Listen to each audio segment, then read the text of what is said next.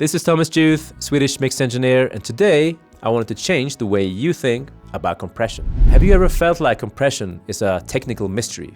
Well, you're not alone, but the truth is that compression is about so much more than loudness and dynamic range.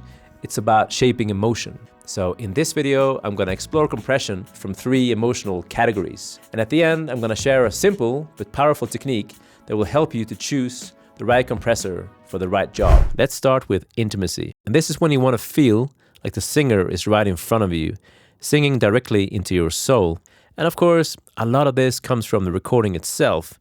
But in terms of compression, I usually go for a smooth compression, something like an LA2A or another optical compressor. And recently, I've been experimenting with the MHB Green compressor by Casrog, which is based on an amazing piece of hardware owned by Michael Brower, who I had the chance to have lunch with the other day. And look at this, it opens up. You can pack your lunch in there. And I rarely get excited about new plugins, but wow, this one sounds amazing. And compressors like these are perfect for creating intimacy because of their smooth, natural behavior. The soft knee compression gently controls dynamics, and the tube-like warmth adds richness and subtle harmonic detail. Speak of all my conquests and my glories. Speak of all my conquests and my glories. And speaking of great compressor plugins, I wanted to give a quick shout out to Pulsar Modular, who are sponsoring this channel. Even though I didn't feature any of their compressors in this video, I've used them a lot in my projects this year. And I love how their plugins are always so creative and innovative and fun to work with. Next, urgency. And this is when you want the vocal to really pop out and grab the listener right away. And for this, I prefer to use faster and more aggressive compressors, such as the classic 1176 or a distressor.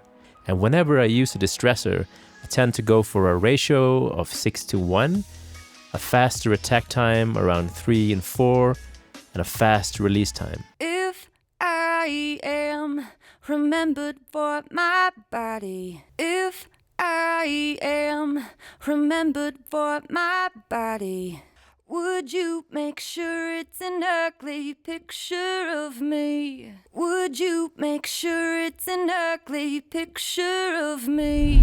Finally, let's talk about intensity. And I find that intensity is most useful as a parallel treatment or a spice to a vocal, instead of something I use on its own. And for this, I tend to use either a DBX 160 or a Chandler Zener limiter. Both of them add a unique texture that I love layering in with the main vocal. And whenever I use the Zener limiter, I usually start with this preset, and then I tweak it to fit the track. And if you want to download this preset and play with it, I've added it in the description below. And when they try to bleed you of my story, and when they try to bleed you of my story. And the most fun part of mixing is that you're never stuck with one specific emotion or color. You can combine intimacy, urgency, and intensity to create something unique. It's all about finding the right balance and tailoring the compression to enhance the emotional story of the song. And finally, here's a quick tip for choosing the right compressor. What I sometimes do is lining up several compressors, and I send my vocal track through each of them at the same time. Then I close my eyes and I just listen for that emotional response. How does each compressor make me feel? That's the important part. And when you're starting out, I really recommend trying out as many compressors as you can and try learning their unique textures and colors, because over time, you will develop an instinct for which tool fits each situation.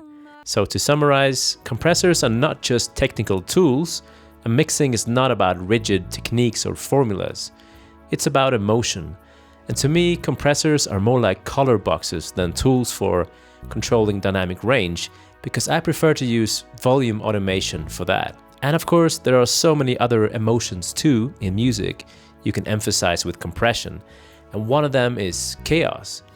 You can apply certain kinds of compression to drums, for example, to create a more chaotic and overly crushed vibe. And that too is a feeling. And I'm gonna talk more about this kind of stuff in my upcoming workshop at Sonic Ranch in Texas in February. So if you want to join, just click on the link in the description below.